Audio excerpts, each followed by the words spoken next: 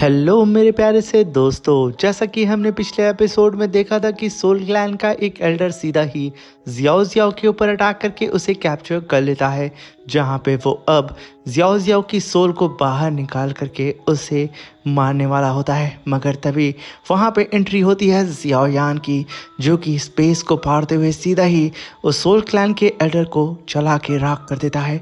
और जियाओ यान यहाँ पे जियाओ जियाओ को प्रोटेक्ट करने के साथ में ही वो अपने साथ 3 स्टार दाओचुन लेवल से भी ज़्यादा पावरफुल कल्टीवेटर्स को लेकर के आया था, जो कि टोटल 23 थे, जो कि धीरे धीरे करके जियाओयान के सामने आके खड़े हो जाते हैं। मेरे प्यारे दोस्तों, इस एपिसोड को स्टार्ट करने से पहले मैं अपने व्यूवर्स और जिन प्यारे भाइयों ने मेरी पिछली वीडियो पे कमेंट किया है, मैं उन सबको तहे दिल से धन्यवाद कहना चाहता हूँ। साथ में मेरे नए व्यूवर्स, आप भी इसी तरीके से कमेंट कर सकते हैं। मैं आपके कमेंट का स्क्रीनशॉट लेके अपनी नेक्स्ट वीडियो में उसे शो ज़रूर करूँगा। साथ में मेरे प्यारे दोस्तों, वीडियो अच्छी लगी हो तो प्लीज़ चैनल को लाइक शेयर सब्सक्राइब करके हमें सपोर्ट ज़रूर करिएगा और एक छोटा सा कमेंट बॉक्स में ज़रूर करिएगा। आपके सपोर्ट की हमें बेहद ज़रूरत है। अब बिना देर के इस एपिसोड को हम स्टार्ट करते हैं। इस एपिसोड की स्टार्टिंग में जियाओयान 23,000 लेवल के सारे ही कल्टीवेटर्स को आदेश दे देता है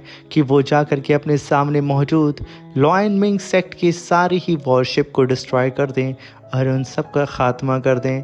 जियाओयान का आदेश मिलते ही उसके सारे ही सपोर्टर काफ़ी तेज़ी से अपने सामने मौजूद सारी ही लॉयन मिंग सेक्ट की स्पेसशिप को डिस्ट्रॉय कर देते हैं, सिवाय एक को छोड़ करके।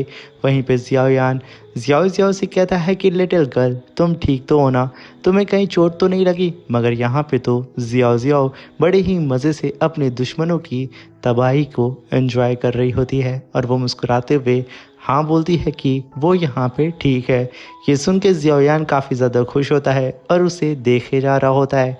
मगर तभी जियाओ जियाओ के फोरहेड पे एक रोशनी चमकती है और उसकी सोलसी के अंदर से वही छोटू सा पाइथन, जो कि जियाओ काइलिन थी, वो बाहर आती है और वो आते के साथ जियाओयान से लिपट करके उससे प्यार करने लगती है। जियाओयान काइलिन को देख करके बेहद खुश हो जाता है और वो उससे सहलाना शुरू कर देता है, जहाँ पे काइलिन जियाओयान के बेहद करीब आकर के उससे पिल की डिमांड कर रही होती है। तभी जियाओयान अपनी स्पेस टैंक से तुरंत ही एक पिल की बोतल को बाहर निकालता है और उसे काइलिन को दे देता है और काइलिन भी बिना ही वक्त ज़ाया किए तुरंत ही जियाओयान के हाथ से उस एलेक्सर की बोतल को लेती है और उसे एक ही बार में गटकना शुरू कर देती है। ये सब कुछ जियाओ जियाओ बहुत ही प्यार से देख रही होती है। मगर तभी जियाओ जियाओ की नज़र क्वीन मेडुसा की तरफ पड़ती है और वो तुरंत ही जियाओयान की गोदी से उतर करके आसमान में ही दौड़ते हुए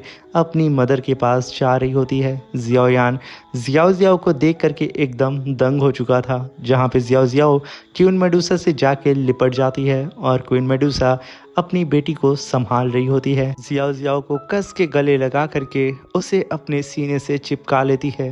ये देख के जियाओयान वहाँ मुस्कुराता है, मगर सडन जियाओयान कहता है कि आखिर ये लिटिल गर्ल एयर में कैसे वॉक कर सकती है, ये इम्पॉसिबल है। जियाओयान एकदम शॉक्ड हो चुका था जियाओ जियाओ की इस एबिलिटी को देख के।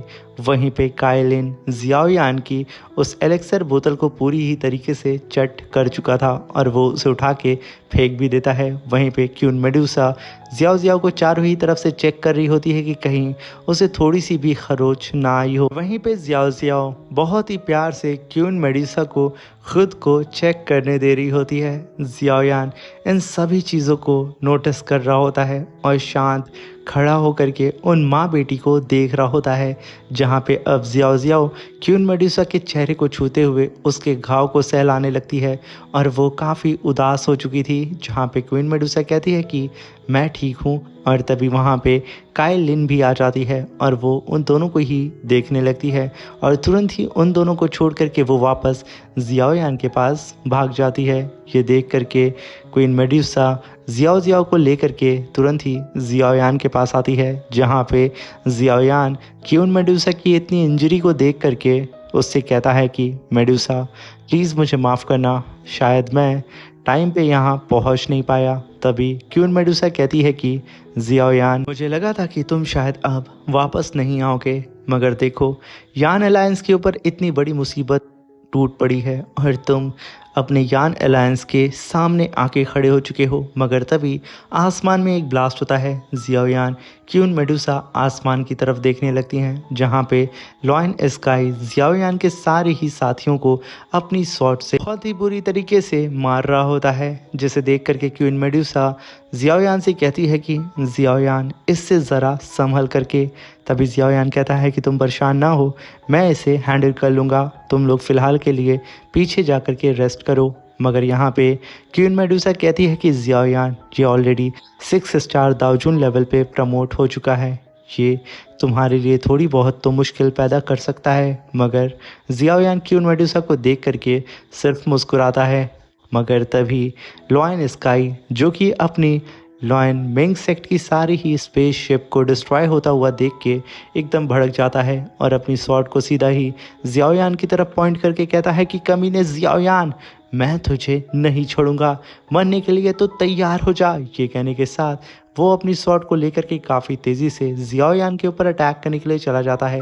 जैसे ही वो जियाओयान के ऊपर अटैक करता, तब तक क्वीन मेडुसा को जियाओयान ने वहाँ से भेज दिया था और इधर लॉयन स्काई का अटैक जियाओयान के बेहद करीब पहुँच चुका था। जियाओयान अपनी 3000 थंडर टेक्निक को परफॉर्म करके लॉयन स्काई के अटैक को डॉज करता है और वो इधर उधर भागने लगता है, जहाँ पे बेचारा लॉयन स्काई जियाओयान को टच भी नहीं कर पाता है। तभी जियाओयान खींच करके एक थप्पड़ लॉयन स्काई के चेहरे पे दे मारता है, जिसकी वजह से लॉयन स्काई पीछे छटक के गिर जाता है, जहाँ पे वो खुद को संभाल पाता और वापस से जियाओयान के ऊपर अटैक कर पाता। जियाओयान उसके ऊपर कई सारे स्पिरिचुअल स्लैब से अटैक कर देता है, जहाँ पे अनगिनत थप्पड़ सीधा ही उस लॉयन स्काई के ऊपर गिरने लगते हैं, जिसकी वजह से एक एक करके बेचारा लॉयन स्काई जियाओयान के स्पिरिचुअल स्लैब का सामना कर रहा होता है। अगर यहाँ पे तो जियाओयान के स्लैब्स तो ख़त्म ही नहीं हो रहे होते हैं, जो कि उस लॉयन स्काई को एक आखिरी स्लैब जैसे ही पड़ता है वो ज़मीन में जा कर के धंस जाता है और उसके सारे ही साथी आकर के उसे घेर लेते हैं और लॉयन स्काई से चिल्लाते हुए कहते हैं कि सेक्ट मास्टर, आप ठीक तो है ना। मगर वो बेचारा यहाँ पे जियाओयान के इतने थप्पड़ खा करके बेहोश ज़मीन पे पड़ा होता है, उसे तो कुछ यहाँ पे होश ही नहीं होता है। मगर तभी वहाँ पे जियाओयान आसमान में देखते हुए सीधा ही 9 हेवनली वेनरेबल सोल हॉल की कल्टीवेटर से कहता है कि अब छुप करके क्या फ़ायदा, बाहर आओ। और तभी जियाओयान की बात को सुन करके लॉयन मिंग सेक्ट की स्पेस शिप के अंदर से सोल क्लैन की 9 हेवनली वेनरेबल बाहर निकलती है अपने वाटर फॉर्म में, जो कि आसमान में आते ही चारों ही तरफ से अपने वाटर से आसमान को कैप्चर कर लेती है। उसकी ऐसी टेरिफाइंग पावर को देख करके क्यून मेडुसा, जियाओयान का ब्रदर और उसके साथी सब के सब घबरा चुके थे कि अब यहाँ पे क्या होगा। बेचारी जियाओ एकदम डर करके अपनी मॉम के पीछे छुप चुकी थी। और तभी हम उस 9 हेवनली वेनरेबल को देखते हैं। ये बंदी वही होती है जिसने स्टार पैलेस के अंदर जियाओयान के ऊपर अटैक किया था और टीचर याओ चैन इसको बहुत ही बुरी तरीके से कूटते हैं, मगर टीचर याओ चैन से ये बच करके भाग गई थी उस टाइम। जहाँ पे अब ये जियाओयान से कहती है कि जियाओयान, फाइनली तुम मुझे मिल गए हो, तुम वो कुत्ते हो जिसके पास खुद का घर नहीं है, और आज जब तुम मेरे सामने आ चुके हो तो मैं यकीनन तुम्हें हंट करूंगी और तुम्हें घसीटते हुए तुम्हारे ही यान अलायंस के सामने से लेकर के जाऊंगी। तभी जियाओयान कहता है कि तुम मुझे पकड़ नहीं सकती हो क्योंकि तुम वर्दी नहीं हो। ये सुन करके वो सोल क्लैन की 9 हेवनली वेनरेबल कहती है कि जियाओयान, तुम्हें यहाँ बचाने के लिए आज याओ चैन मौजूद नहीं है और मैं यकीनन तुम्हें यहाँ पे घसीटते हुए तुम्हारे अपनों के सामने से लेकर के जाऊंगी और तब मैं देखूंगी तुम्हारा जो एटीट्यूड अभी है वो उस टाइम रहता है या नहीं। क्योंकि पिछली बार की बेइज्जती तुम्हारे टीचर की मैं भूली नहीं हूँ। मेरे दिल के अंदर तुम्हारे लिए और तुम्हारे टीचर के लिए बहुत ज़्यादा गुस्सा भरा है, जिसे आज मैं निकाल के रहूँगी। ये कहने के साथ वो अपने वाटर एलिमेंट को सीधा ही अपने दोनों पाम में कलेक्ट करती है और उससे सीधा ही जियाओयान के ऊपर अटैक कर देती है, जो कि काफ़ी पावरफुल टोर्नेडो आइस अटैक था, जो कि सीधा ही जा करके वो वाटर जियाओयान को चारों ही तरफ से कैप्चर करके उसे फ्रीज करने लगता है। मगर जैसे ही यहाँ पे जियाओयान ने अपनी हल्की सी पावर को रिलीज़ किया था, यहाँ पे वो जो आइस बैरियर था वो चकना चूर हो जाता है। ये देख करके वो नाइन हेवनली वेनरेबल के होश उड़ जाते हैं कि आखिर ये बच्चा इतना ज़्यादा पावरफुल कैसे हो गया।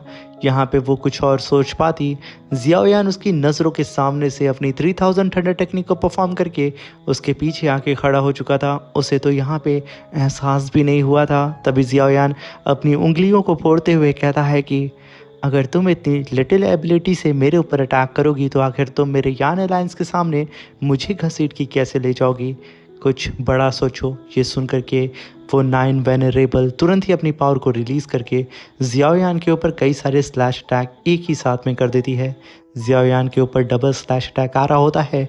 जियाओयान अपनी 3000 थंडर टेक्निक को परफॉर्म करके उस स्लैश के आर पार हो चुका था। जहाँ पे पीछे वो अटैक डिस्ट्रॉय होता, जियाओयान उस अटैक के सामने आके खड़ा हो चुका था। अभी जियाओयान अपनी थंडर टेक्निक को परफॉर्म करके उस नाइन वेनरेबल के ऊपर अटैक करने के लिए चला जाता है। जहाँ पे वो venerable multiple slash attack Xiaoyan के ऊपर करने लगती है। जियाओयान बहुत ही शानदार तरीके से उन सारे ही स्लैश अटैक को डॉज करते जा रहा होता है। तभी जियाओयान उसका मजाक उड़ाते हुए कहता है कि कुछ बड़ा सोचो।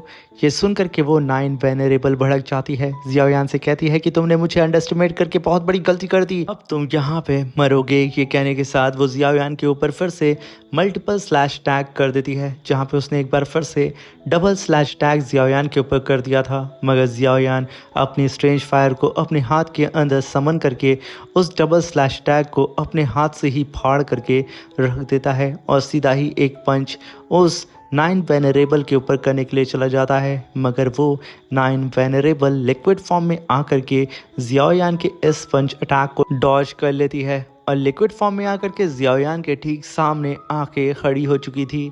जहाँ पे जियाओयान भी पीछे हट चुका था। जहाँ पे वो नाइन वेनरेबल कहती है कि बच्चे अब तो तू पक्का मरेगा, क्योंकि तूने बहुत बड़ी गलती कर दी मुझे यहाँ पे गुस्सा दिला के। वहाँ पे जियाओयान अभी भी शांति से खड़ा होता है। जैसे ही वो वेनरेबल जियाओयान के ऊपर अटैक करती, जियाओयान काफ़ी पावरफुल फीस्ट अटैक करके सीधा ही उस नाइन वेनरेबल की तरफ बढ़ने लगता है और वो जियाओयान के ऊपर पाम अटैक करने वाली होती है। मगर ये क्या, वो नाइन वेनरेबल वक्त रहते ही जियाओयान के पंच अटैक को अपने हाथ से साइड करके जियाओयान के पीछे जा करके अपने पंजों से जियाओयान के फेस के ऊपर अटैक करती है, जिसे देख के जियाओयान वक्त रहते ही खुद को प्रोटेक्ट कर लेता है। फिर से इन दोनों के ही बीच में कॉम्बैट फाइट होने लगती है, जहाँ पे ना जियाओयान उसे टच कर पा रहा होता है ना ही नाइन वेनरेबल। इन दोनों की ही स्पीड इक्वल होती है, जिसे सेंस करके नाइन वेनरेबल को यकीन नहीं हो रहा होता है कि आखिर ये लड़का इसके इक्वल कैसे हो सकता है। तभी वो नाइन वेनरेबल जियाओयान को पीछे ढकेल देती है, जहाँ पे जियाओयान अपनी फीस्ट को लेकर के अपनी स्ट्रेंज फायर को समन करता है और सीधा ही उस नाइन वेनरेबल की बैली पे एक पंच दे मारता है, जिसकी वजह से नाइन वेनरेबल पीछे छटक के गिर जाती है और वो खुद को बड़ी ही मुश्किल से संभालते हुए कहती है कि आखिर तुमने मुझे कैसे टच किया। तभी जियाओयान कहता है कि लगभग आधा साल बीत चुका है, मगर तुमने अपनी पावर में ज़रा सा भी प्रोग्रेस नहीं किया है, तुम मेरे सामने कुछ भी नहीं हो। ये बात फिर से उस नाइन वेनरेबल को हर्ट कर जाती है। तभी वो नाइन वेनरेबल कहती है कि एरोगेंट फूल, आखिर तुमने कैसे सोच लिया कि मैं तुम्हें यहाँ पे कैप्चर नहीं कर सकती हूँ। तुमने यहाँ पे जो मेरी बेइज्जती की है, मैं उसका बदला आज ही तुमसे लूँगी और तुम्हारी इस सोल को पकड़ के तुम्हारे शरीर से बाहर निकाल के फेंक दूँगी। और देखना, तुम्हारी एबिलिटी के हिसाब से तुम यहाँ से अब बच के भाग भी नहीं सकते हो। ये कहने के साथ वो वहाँ पे अपने वाटर एट्रीब्यूट की पावर का इस्तेमाल करके आइस क्रिस्टल टोर्नेडो को समन करती है और सीधा ही जियाओयान से कहती है कि जब मैं तुम्हारी सोल को अपने पैलेस के अंदर सजाऊंगी तो यूँ समझना कि तुम्हारी सोल को एक सुप्रीम हॉनर मिला है। ये कहने के साथ वो अपने आइस क्रिस्टल टोर्नेडो से सीधा ही जियाओयान को चारों ही तरफ से कैप्चर करने लगती है, जिसे देख करके नीचे खड़े जियाओयान के सारे ही साथी थर थर काँपने लगते हैं, क्योंकि जियाओयान यहाँ पे पूरी ही तरीके से उस नोकीले आइस क्रिस्टल से घिर चुका था और उसकी पावर धीरे धीरे करके सप्रेस हो रही होती है, जिसे देख करके यहाँ पे क्वीन मेडुसा एकदम घबरा चुकी थी और जियाओ बेचारी अपने दिल पे हाथ रख के जियाओयान की तरफ देखने लगती है। यहाँ पे जियाओयान भी शांति से एक जगह खड़े होकर के इस नाइन्थ वेनरेबल के अटैक को ऑब्जर्व कर रहा होता है, जहाँ पे वो नाइन्थ वेनरेबल कहती है कि बच्चे, तुमने मुझे इतना ऑफेंड कर दिया है जितना आज तक किसी ने भी नहीं किया होगा। तुमने आज मेरी बहुत बेइज्जती कर दी। पहले तो तुम्हारे टीचर ने की थी और अब तुमने। ये कहने के साथ वो नाइन्थ वेनरेबल अपनी पावर को बढ़ाती है और जियायान को अपने आइस फॉर्मेशन के अंदर क्रश करने लगती है, जहाँ पे कई सारे नोकीले आइस क्रिस्टल धीरे धीरे करके गोल गोल घूम करके जियायान की तरफ बहुत ही तेज़ी से बढ़ने लगते हैं। और बाहर के साइड में जियायान की ब्रेथ उसके साथियों को सही ढंग से महसूस हो ही नहीं रही होती है, जिसे देख के यहाँ पे क्वीन मेडूसा और भी ज़्यादा घबराने लगती है। और तभी हम देखते हैं जैसे ही वो क्रिस्टल्स जियायान की बॉडी को टच करते, जियायान का फेनिक्स ड्रैगन आर्मर एक्टिवेट हो जाता है और वो सारे ही क्रिस्टल्स वहाँ पे डिस्ट्रॉय होने लगते हैं। देखते ही देखते उस नाइन्थ वेनरेबल का अटैक डिस्ट्रॉय हो रहा होता है, जहाँ पे उसके टोर्नेडो के अंदर से एक रोशनी निकलती है और वहाँ पे इतना खतरनाक ब्लास्ट होता है कि वो नाइन्थ वेनरेबल झटक करके पीछे चली जाती है। उस धमाके को देख करके जियायान के साथी भी एकदम शॉक्ड हो चुके थे, जहाँ पे वो नाइन्थ वेनरेबल का राइट हैंड इस ब्लास्ट की वजह से इंजर्ड हो चुका था। तभी वो नाइन्थ वेनरेबल कहती है कि आखिर ये कैसे हो सकता है, मगर जब उसकी नज़र जियायान के ऊपर पड़ती है तो वो देखती है कि जियायान की बॉडी के ऊपर ताइशु एंशिएंट ड्रैगन क्लैन का फेनिक्स ड्रैगन आर्मर मौजूद है, जिसे देख करके वो और भी ज़्यादा दंग होती है। तभी जियायान कहता है कि तुम्हें शायद अपनी कुछ और पावरफुल ट्रिक को आजमाना चाहिए मेरे ऊपर, क्योंकि ऐसी ट्रिक मेरे सामने कुछ भी नहीं है। यहाँ पे उस नाइन्थ वेनरेबल को समझ में आ जाता है कि जियायान की स्ट्रेंथ इस समय 8 स्टार की पीक पे है। वो समझ जाती है कि यहाँ पे रहना अपनी मौत को दावत देना है, इसलिए वो वहाँ से भागने के लिए सोचती है। जैसे ही वो नाइन्थ वेनरेबल वहाँ से भाग रही थी, जियायान कहता है कि जैसा कि तुम अब यहाँ पे आ ही चुकी हो, तो आखिर मैं तुम्हें जाने कैसे दे सकता हूँ। थोड़ी मेहमान नवाजी मुझे भी तो करने दो। ये कहने के साथ जियायान सीनियर दाओ शैंग की great heavenly creation palm technique को कास्ट करने लगता है, जहाँ पे जियायान अपनी हैंड साइन बना करके great heavenly creation palm technique के फर्स्ट फॉर्म को एक्टिवेट करता है, जहाँ पे जियायान के सामने 2 जाइंट हैंड अपीयर होते हैं और जैसे ही वो दोनों ही जाइंट हैंड आपस से दूर होते हैं, उसके अंदर एक जाइंट ब्लैक होल भी अपीयर हो जाता है, जो कि उस नाइन्थ वेनरेबल को अपने अंदर खींचने लगता है। बेचारी नाइन्थ वेनरेबल जो कि भागने के लिए सोच रही थी, जो कि कुछ देर पहले जियायान को धमकियाँ दे रही थी कि तुम अपने एबिलिटी से यहाँ से भाग नहीं सकते हो, अब तो वो उल्टा फंस चुकी थी। यहाँ पे वो कई सारे स्लैश अटैक करके जियायान के इस ब्लैक होल को डिस्ट्रॉय करने की कोशिश करती है, मगर जियायान का ब्लैक होल उसके ही अटैक को एब्जॉर्ब कर लेता है, जहां पे वो नाइन्थ वेनरेबल खुद को होल्ड करने के लिए स्काई तक को पकड़ लेती है। स्काई में क्रैक्स आ जाते हैं और उसका हाथ छूटने लगता है। वो अपने पैरों का भी इस्तेमाल करके खुद को रोकने की कोशिश करती है, मगर ये क्या, आसमान में उसके पैर के पास भी क्रैक्स पड़ चुके थे। और तभी हम देखते हैं कि उस नाइन्थ वेनरेबल के स्पेस में आसपास में क्रैक होता है, जिसकी वजह से वो सीधा ही जियायान के पोर्टल के अंदर गिरे जा रही होती है। उसका लेफ्ट हैंड जियायान के ब्लैक होल के अंदर चला जाता है। जैसा कि इसके पास वाटर एट्रीब्यूट की पावर थी, वो वाटर फॉर्म में आकर के उसका हाथ उसकी पूरी की पूरी बॉडी को ब्लैक होल के अंदर बहुत ही तेजी से खींचे जा रहा होता है। ये देख करके वो एकदम घबरा जाती है। उसे समझ में आ जाता है कि अगर उसने अपने हाथ को नहीं काटा तो कुछ देर के अंदर वो भी इस ब्लैक होल के अंदर समाहित हो जाएगी। इसलिए मजबूरन वो नाइन्थ वेनरेबल अपने हाथ को काट देती है और बहुत ही तेज़ी से खुद को बचा करके वहाँ से भागने लगती है। मगर ये क्या, इसने यहाँ पे अपने हाथ को जैसे ही काटा था और वो मुड़ करके अपनी पूरी ही रफ्तार से भागने की कोशिश करती है, मगर अभी भी जियायान का ब्लैक होल बड़ा होते जा रहा होता है और उसे खींचे जा रहा होता है। यहाँ पे अब तो उस नाइन्थ वेनरेबल का पैर भी अटक चुका था। ये देख करके वो एकदम बौखला चुकी थी और वो आसमान की तरफ चिल्लाते हुए कहती है कि फोर्थ सिस्टर प्लीज़ मुझे बचा ले, वरना ये जियायान मुझे यहाँ पे मार देगा।